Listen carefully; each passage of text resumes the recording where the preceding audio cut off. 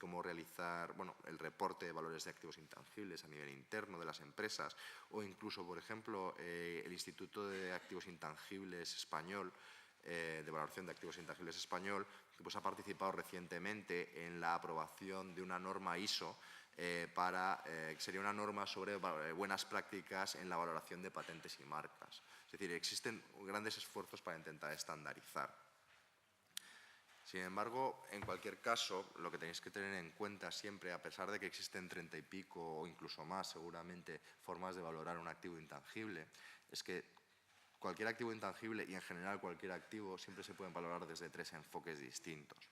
Tendríamos por un lado lo que sería el enfoque de costes, otro que sería el enfoque de mercado y otro que el enfoque de ingresos. El enfoque de costes, al final, consiste fundamentalmente en decir que el valor de un activo equivale al coste de creación o desarrollo o reemplazo del mismo. Es decir, al final, lo que estamos diciendo es que este activo va a valer tanto como lo que nos ha costado generarlo o lo que nos costaría reemplazarlo en un momento determinado si no lo tuviésemos. Lo cual puede ser cierto en determinados casos. Como os han dicho antes, contablemente las cosas valen lo que hayan costado, ya sea adquirirlas o ya sea generarlas. Esta es la metodología que se utiliza en contabilidad para valorar y en algunos casos puede ser acertada. Lo que pasa es que, claro, no está teniendo en cuenta aspectos como, por ejemplo, si eso es un dinero que está bien gastado, que genera problemas sobre si se trata de una inversión o un gasto. No tiene en cuenta aspectos como la obsolescencia, el valor generado o incluso pues, la inflación o el retorno que se puede exigir de la inversión, ¿no? Es decir, al final es un tipo de aproximación de valoración que sobre todo debería utilizarse solo pues, en activos que sean con lo que podríamos llamar utilities, es decir, cosas como puede ser un software funcional o una base de datos funcional sin ninguna característica diferencial sobre otras, pero para otros muchos activos intangibles o activos de la propia industria, como pueden ser marcas, tecnologías, patentes, know-how, secretos industriales, muchas veces no tiene sentido valorarlo, ¿no? De esa manera. Aparte de que no hay que olvidar, por un lado, que si lo valoramos un activo de esta manera, no estamos teniendo en cuenta, por un lado, el coste de oportunidad. Es decir, vale, está muy bien decir que esto vale lo que me costaría reemplazarlo, pero ¿cuánto tiempo tardaría yo en reemplazarlo? Es decir, ¿me merecería la pena? O incluso el riesgo que puedes tener a intentar replicarlo. Es decir, vale, pero ¿qué riesgo tengo de que lo nuevo que genere no funcione tan bien como lo que ya tenía? Y esos son aspectos que también deben tenerse en cuenta a la hora de realizar una valoración. De hecho, como veis, es un enfoque de valoración que tiene importantes limitaciones y lo que restringe mucho su utilización y, de hecho, hoy en día pues casi solo se utiliza en el ámbito contable. Primero porque el coste muchas veces no es valor, o sea, pues se han gastado millones y millones de euros, de dólares, en generar, por ejemplo, motores de aviones, motores nucleares para aviones, que hoy por hoy nadie está utilizando ni se han utilizado nunca. O sea, realmente los motores nucleares no tienen valor, pero sin embargo se han gastado millones de dólares. ¿Eso significa que valen millones de dólares esos motores? No. O, por ejemplo, pues se han gastado millones y millones de dólares en fabricar cigarrillos sin humo. No tiene ningún valor. Los cigarrillos, ¿ha visto a alguien cigarrillos sin humo? Ha habido proyectos de millones de dólares para generarlos. Y además no mide el potencial, como decíamos antes, de mercado. Esto, lo cual es especialmente importante pues, para obras literarias. Es importante tener en cuenta, o sea, lo que te haya costado generarla seguramente sea muy poco. Son a lo mejor los 8.000 libras que hemos visto antes de las series de Harry Potter. Pero, sin embargo, o sea, todos sois conscientes de que esa obra de ficción, como capacidad de generar ingresos, es muchísimo mayor. Tampoco sirve para tecnologías, sobre todo cuando son embrionarias, es decir, pues tecnologías que tienen un gran potencial, pero no se sabe todavía cuál va a ser ese potencial, pero no es el coste que han tenido en su generación. O incluso pues, cualquier otro activo intangible que todavía no se esté en explotación y se espere una explotación futura. Ahí el coste de generación no es un buen indicador del valor. Otro aspecto, como veíamos, otro enfoque posible, bueno, dado que el coste quizá no es válido, sobre todo para los intangibles, ¿qué otro enfoque hay para valorar las cosas en general? Pues otro enfoque sería el de mercado. El que decíamos antes, ¿no? Las cosas valen lo que se pagan por ellas. es cierto que nosotros muchas veces podemos valorar las cosas en función de lo que se está pagando por esas cosas. Por ejemplo, cuando valoramos un inmueble, ¿cuánto sabemos cómo vale un inmueble? Bueno, porque al final es un mercado donde constantemente se están vendiendo y comprando inmuebles, antes quizá más que ahora, pero en general hay muchas transacciones e incluso por barrios o por zonas, y eso puede hacernos que podamos medir incluso indicadores como cuánto vale el metro cuadrado de una determinada área, en una determinada zona, cuánto valen eso, ¿no? Eso al final es una forma de medir el valor de un activo.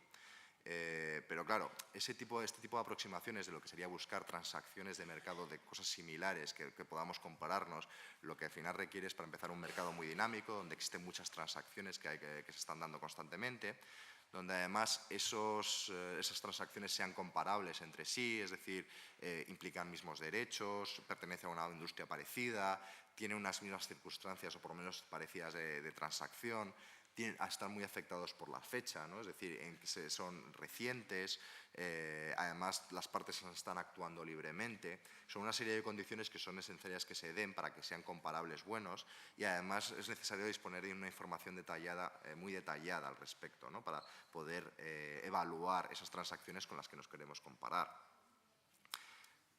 Esto hace que, de cara a aplicarlo, por ejemplo, a los intangibles, este tipo de técnicas de valoración sean también complicadas. No es que sea imposible, pero lo complica mucho. ¿Por qué? Bueno, para empezar, porque los intangibles tienen mercado, pero tienen un mercado muy poco dinámico. Es decir, no existen tantas transacciones de licencia o compraventa de una marca, una patente, un software de cualquier tipo, como puede haberlas de otros activos. Por ejemplo, las compraventa de acciones en bolsa, de inmuebles o de cualquier otro tipo de activos que sean fácilmente vendibles en mercados organizados. No existe un mercado organizado y, por lo tanto, no existe un volumen de transacciones tan alto.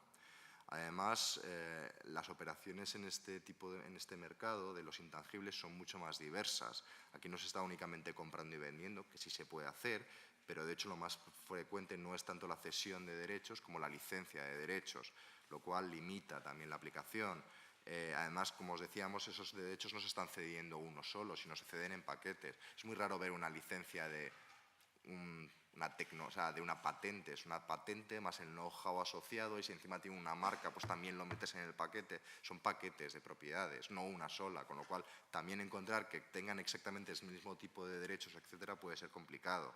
Y además existen unas circunstancias muy distintas, ¿no? Por ejemplo, cuando son licencias cruzadas, pues a lo mejor parece que no hay una contraprestación económica, pero lo que estás haciendo es dar una licencia a cambio de una licencia que estás concediendo de otra cosa.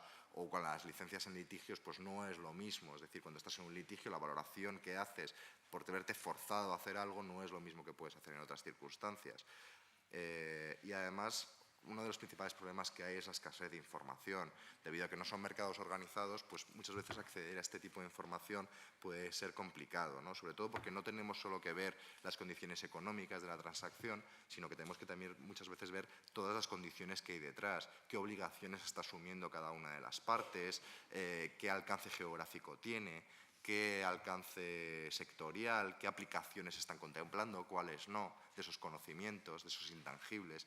Todo ello hay que tenerlo en cuenta para ver si son realmente comparables o no. De todas maneras, como os decía, así como en costes, para la valoración de intangibles solo se utiliza generalmente a nivel contable, esta aproximación de mercado está muy limitada, pero no es que no se pueda realizar. De hecho, sí que existen fuentes de información sobre todo para determinados activos intangibles, que podemos consultar para obtener información de transacciones de mercado sobre la cual compararnos, especialmente si, por ejemplo, hemos desarrollado, por ejemplo, un libro o una tecnología, o tenemos una marca que tiene ventas y que ya es conocida, y queremos ver por cuánto podríamos licenciarla o cuánto podrían estar dispuestos a pagar por ella en una licencia, qué parte, por ejemplo, de las ventas me podrían conceder por tener la propiedad de ese activo. Por ejemplo, Royalty Source o Royalty Stat. Existen toda una serie de páginas web, generalmente de pago, que se pueden consultar para intentar buscar transacciones. De hecho, incluso se pueden medir, por ejemplo, pues, estadísticas por industria para intentar ver pues, en aquellas industrias en las que se paga más por un activo intangible que en otras.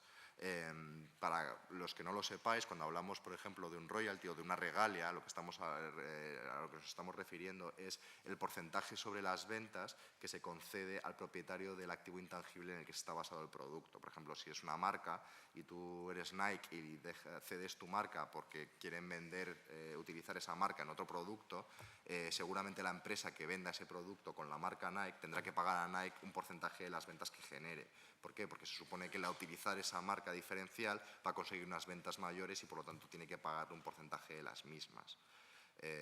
Según las distintas industrias, podemos ver también el peso que puede tener el valor de los intangibles en cada una de ellas. Por ejemplo, en Internet quizás y en software en general, es una de las áreas donde más se paga como porcentaje de ventas, con una media de un 11,5%, pero pudiendo llegar a cifras de hasta el 70% de las ventas del intangible. Sin embargo, tenemos otras como podría ser pues media, por ejemplo, se paga en publicaciones, etcétera, se suele pagar en torno a un 10%, y sin embargo otras pueden ser mucho más bajos, como puede ser en la industria química, donde se paga en torno a un 4,7%, o las telecomunicaciones, que se paga en torno a un 5%, o, por ejemplo, energía y medio ambiente, donde se pagan más o menos generalmente en torno al 5% de las ventas generadas por esa tecnología o ese activo intangible que estás licenciando. Como veis, tiene su aplicación la aproximación de mercado, pero es una aproximación limitada. De hecho, gran parte de las veces cuando se tiene que realizar una valoración de un intangible, lo que es preciso es utilizar el método de los ingresos, es decir, es medir el valor de ese intangible en función de los futuros beneficios potenciales que se espera que genere ese activo. Al final, esta es una forma de valoración que no solo se aplica, lógicamente, a los intangibles, se aplica a otros muchos tipos de activos. Por ejemplo, hay muchas veces que las empresas, cuando van a comprar una máquina, lo que miden son, por ejemplo, los ahorros que va a generar la utilización de esa máquina en el futuro y los llevan a valor presente, y entonces eso pueden estimar el valor que tiene para ellos la utilización de esa máquina. Las compañías en general, como conjunto de activos que son, al final se valora muchas veces por este método. Tú haces unos flujos de cajas futuros y los llevas en función del riesgo que tenga la compañía a un valor presente, y ese es el valor que más o menos estimas. De hecho, las fluctuaciones que tienen las compañías en bolsa en gran medida se debe porque los especialistas estiman que los ingresos futuros que va a generar la compañía aumentan o disminuyen según pues, las circunstancias que hay en torno al mercado, ¿no? Todos estos y las mismas técnicas de valoración, los mismos principios básicos, por decirlo de alguna manera, se pueden aplicar a un activo intangible. De hecho, al final, pues, por los métodos de ingresos, el valor presente de un activo sería igual a un poco la suma de los ingresos asociados a ese activo en función de la tasa llevados a valor presente por la tasa de descuento. Esto, lógicamente, no es en sí mismo una metodología, simplemente es un principio de valoración que luego tiene una gran cantidad de metodologías asociadas, desde lo que sería la básica del valor actual neto de los flujos de caja incrementales que genera un activo intangible, royalty relief, los beneficios premium, por ejemplo, qué beneficios extra consigue un producto por tener más activos intangibles frente a otro que no lo tiene, y por lo tanto la diferencia y una valoración futura de los mismos. Se pueden complicar todavía más con árboles de decisión, simulaciones, en donde vas atribuyendo a distintas ramas de un árbol, por ejemplo, probabilidades de suceso, distintos escenarios, y cada uno de esos escenarios tiene un valor presente asociado, y al final digamos que tu valor actual del activo pues sería un sumatorio de esos distintos valores de los escenarios en función de la probabilidad que tengan. Opciones reales, que pueden ser, por ejemplo, ya desarrollos matemáticos mucho más complejos. Supongo que algunos sabréis que las opciones son mecanismos, realmente son instrumentos financieros en donde se estima que el valor de algo, o sea, son al final apuestas realmente en función de tú crees que va a tener un determinado valor en un momento dado, y apuestas que va a ser mayor o menor que ese. pero en la década de los 70, debido pues, a estas nuevas herramientas financieras que se estaban generando en los mercados, tuvieron que hacer una serie de desarrollos matemáticos para poder generar un valor presente de estos activos financieros muy probabilísticos, y esos desarrollos matemáticos igualmente podríamos aplicarlos a este tipo de valoraciones. Lo que pasa es que eso, por ejemplo, es un tipo de valoración muy compleja que no se suele realizar. En cualquier caso, debido a que lo que nosotros tenemos que hacer es ver cuál es el valor de los flujos de caja que están asociados a un determinado activo, ¿no? O un conjunto de activos intangibles, lo que tendremos que hacer siempre es estimar una serie de variables futuras. ¿Qué ventas se esperan que tenga un determinado producto, una determinada compañía, un determinado activo?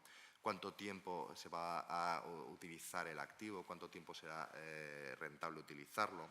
¿Qué beneficios va a aportar con respecto a otros? ¿Qué inversiones de capital requiere? Sobre todo, ¿qué tasa de retorno se puede generar? Como habéis visto, existen muchísimas metodologías distintas. Quizás sí que os quiero hablar de una de ellas, que es la que más se utiliza habitualmente, que es la del Royalty Relief. Por si os hablo alguna vez de ella, para que sepáis lo que es. Al final, la metodología del Royalty Relief cada vez es más utilizada pues, por la agencia tributaria, por los tribunales, por las compañías para realizar valoración interna de los activos intangibles. Y lo que hace esta metodología al final es una metodología basada en lo que sería lo que serían las metodologías de ingresos.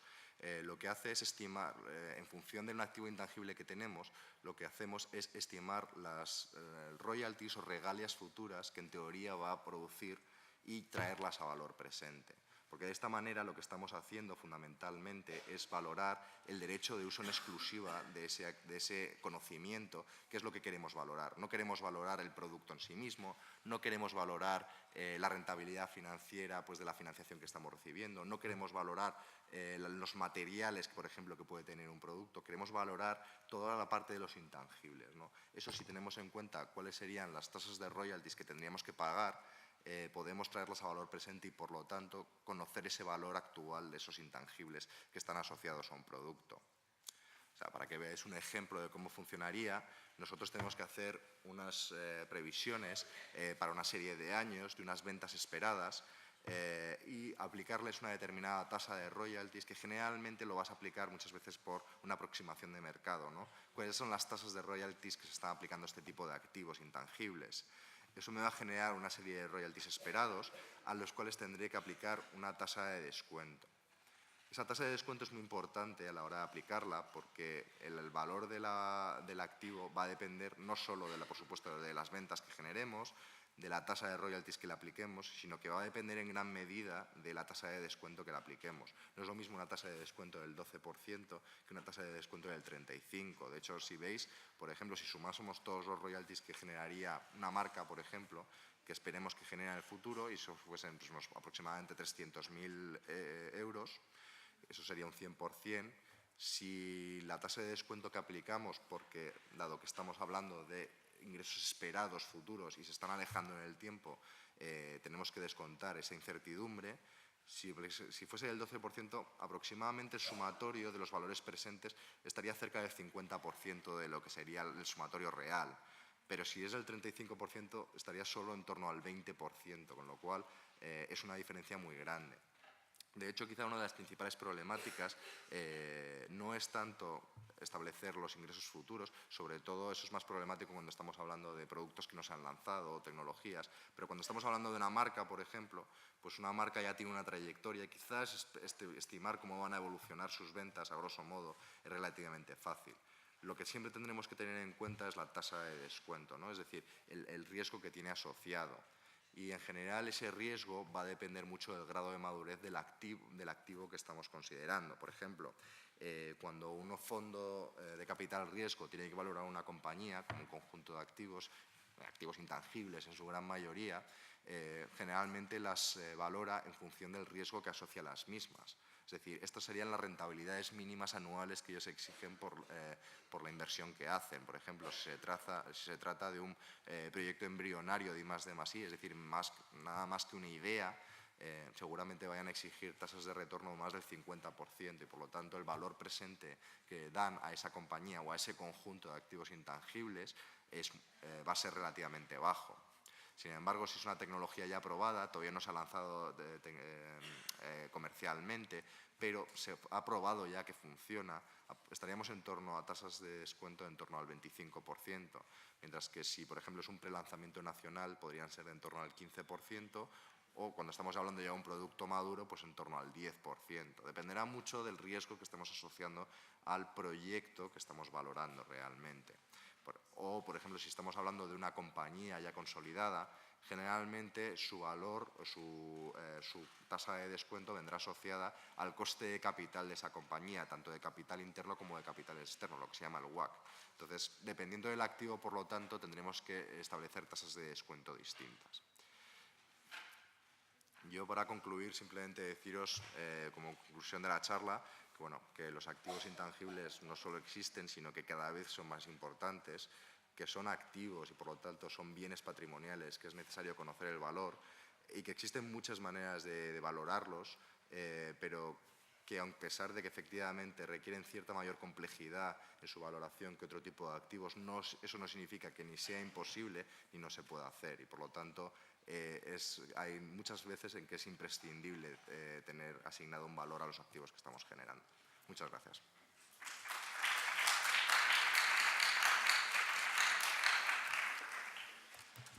Muchas gracias, Ignacio, por tu charla, un tema muy actual, y nos has explicado con mucho detalle, de una manera muy clara, pues algo tan importante como la valoración de activos intangibles, que es lo que de ahora en adelante va a inundar nuestra vida. Sí. Como valoramos casi todo lo que nos rodea realmente es intangible. Tengo alguna pregunta para ti después, pero vamos a descansar. A las 7 en punto volvemos. Muchas gracias.